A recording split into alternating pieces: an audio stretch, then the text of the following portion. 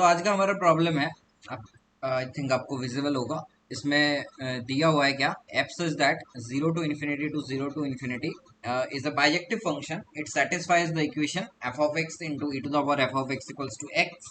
Then value of the limit extending to infinity f of x by ln x. तो आपको इस limit का basically value find करना है। एंड आप देख लो कि क्या दिया हुआ है, 1 0 ई डज नॉट एग्जिस्ट। तो मैं आपको दो वे इसमें बताऊंगा, एक शॉर्टकट एग्जाम में कैसे करना है एंड एक्चुअल वे भी आपको पता होना चाहिए। तो आई होप आपने ट्राई कर लिया होगा। अब देखिए क्या दिया हुआ है बेसिकली, और वीडियो के हर पॉइंट को ध्यान से सुनिएगा। सबसे पहले मैं एक्चुअल वे को डिस्कस कर देता हूँ कि कैसे आपको एक्चुअली, अगर सपोज करो कोई subjective exam like ISI CMI है तो किस तरह से आप लिखोगे इस क्वेश्चन को। तो देखो, F such that 0 to infinity to 0 to infinity, ये क्या दिया हुआ है, बाइजेक्टिव दिया हुआ है।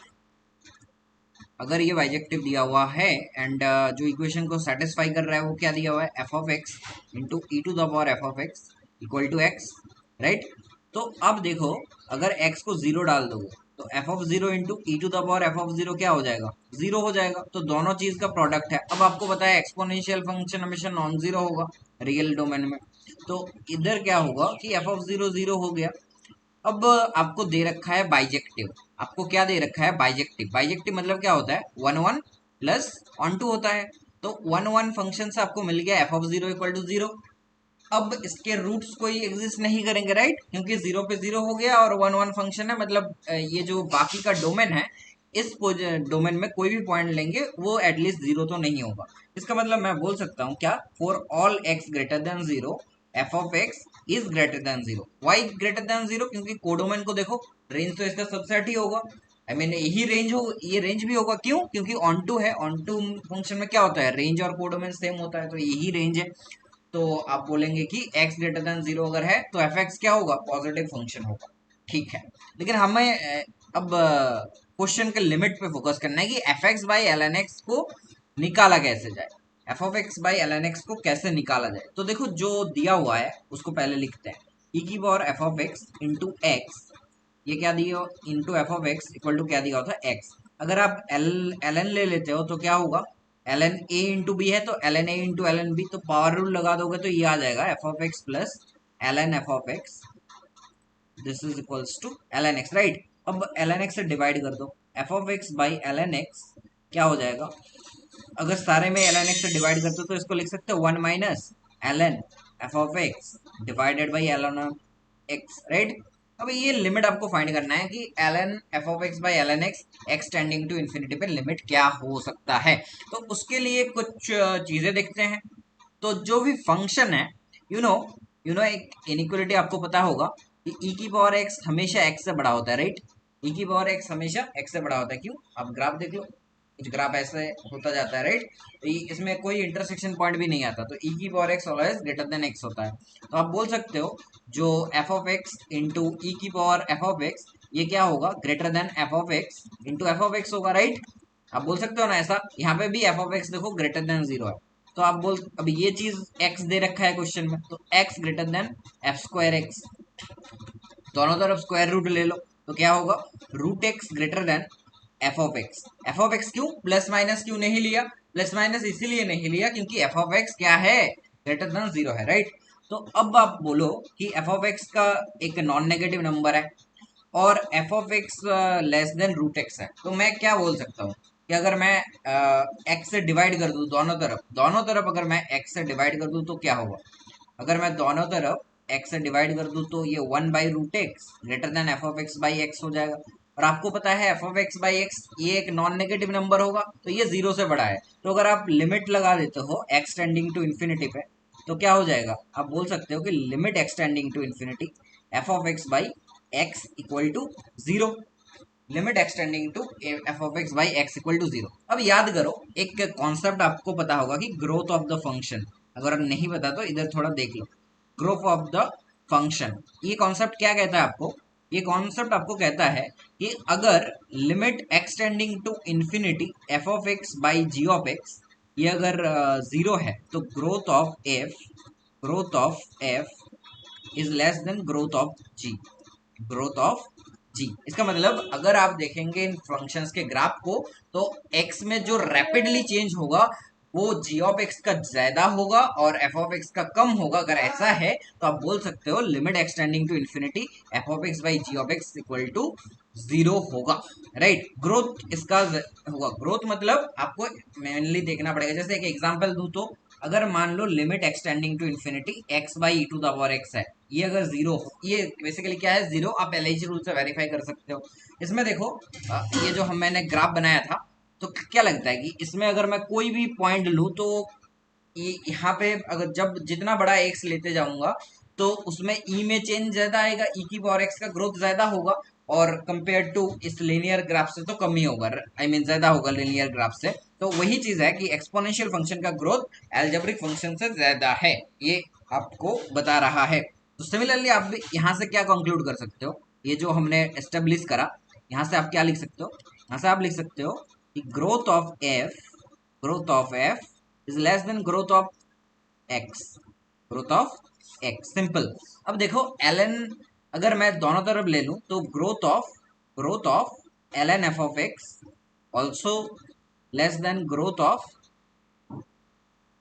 एल एन एक्स हो जाएगा। एल एन क्यों ले सकते हैं, क्योंकि इसका रीजन क्या है, देखो रीजन भी समझा करो तब जाके पढ़ने में मजा आएगा।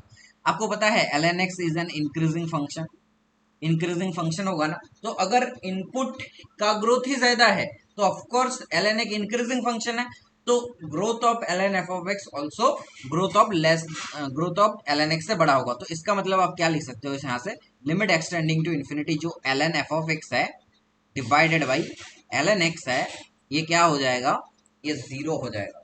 तो जो आपका लिमिट का आंसर होगा, ये वाला लिमिट जीरो है, एक्सटेंडिंग टू इन्फिनिटी लगा दोगे तो वन इज आंसर। तो आंसर क्या है, तो आंसर तो होगा आपका वन, आंसर होगा one minus zero is one. और बी गलत, सी ई गलत, डी गलत। आई थिंक आपको एक्चुअल वे समझ में आ गया होगा कि कैसे करना था ग्रोथ का यूज करके, राइट। कोई डाउट है तो कमेंट में जरूर बताइए। अब देखो अप्रोच टू आप क्या कर सकते हो, ये इतना ज्यादा रिग्रेस मैं नहीं बोलूंगा, ये भी एक अच्छा वे है इस क्वेश्चन को सोचने का। आई मीन यहाँ पे आप एक फंक्शन को ढूंढ लो जो इस इक्वेशन को सेटिस्फाई करे, ये मेन चीज है।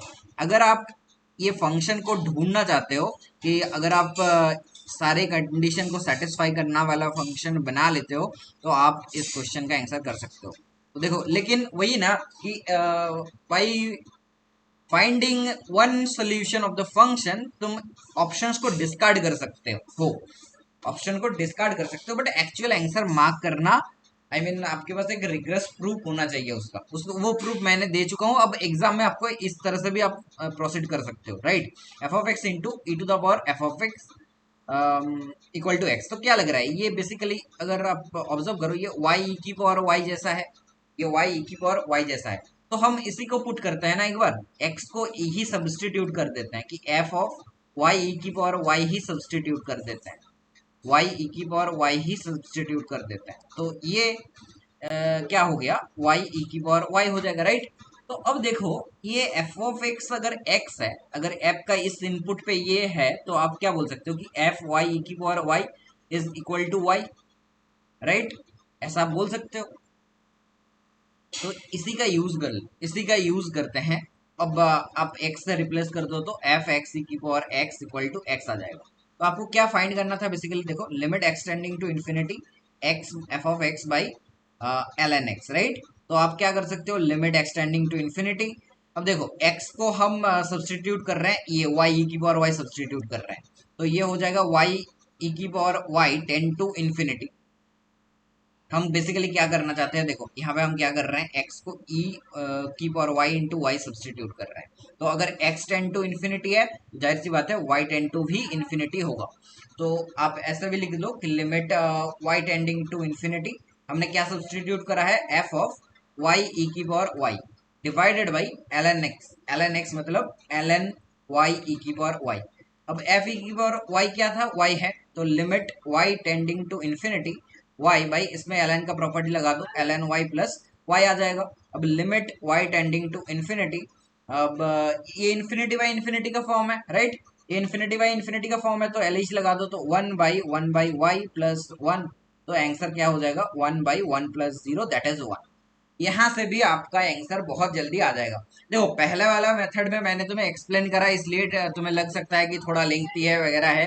बेसिकली इसको अगर आप एक बार कंक्लूड कर लेते हो बाकी चीज मेंटल था। लेकिन ये मेथड में कोई ऐसा पॉइंट नहीं है जो आपको समझ में ना आए। आई मीन कोई भी ऐसा पॉइंट नहीं है जो रिग्रेस ना हो इस सोल्यूशन में। लेकिन सेकंड वाला अप्रोच में हमने क्या कर दिया, देखो ये जो फंक्शन है इसको y के इक्वल कर दिया गया। इसको हमने डायरेक्टली एक ऐसा सोचा कि ये बेसिकली x के इक्वल अगर है तो ही हो। तो आप बोल सकते, हम यहाँ से श्योरली ये नहीं बोल सकते कि इस कंडीशन को सेटिस्फाई करने वाला ये एक ओनली फंक्शन, ऐसा हम नहीं बोल सकते।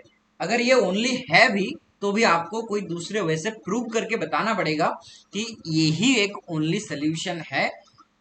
लेकिन ये ऑफकोर्स ट्रू होगा, कोई भी फंक्शन इस इक्वेशन को सेटिस्फाई करे उसमें ये चीज तो होगा ही होगा। तो इसलिए ये वाला एक कह सकते हैं कि ये रिग्रेस वे नहीं है, but it's also fine way. And ये ऑल्सो रिकमेंड भी मैं करूंगा अगर ऑब्जेक्टिव एग्जाम है। जैसे ये क्वेश्चन मैंने ऑब्जेक्टिव बनाया था, तो अगर इस वे से आप करते हैं तो ये रिकमेंडेड वे है ऑब्जेक्टिव क्वेश्चंस को बनाने के लिए। लेकिन सपोज अगर आप ISI CMI देते हो एंड ये क्वेश्चन अगर सब्जेक्टिव में आता है तो आप ऐसे लिख सकते हो, ऐसे रिप्रेजेंट कर सकते हो। आई थिंक आपको डिस्कशन अच्छा लगा होगा। Thanks for watching.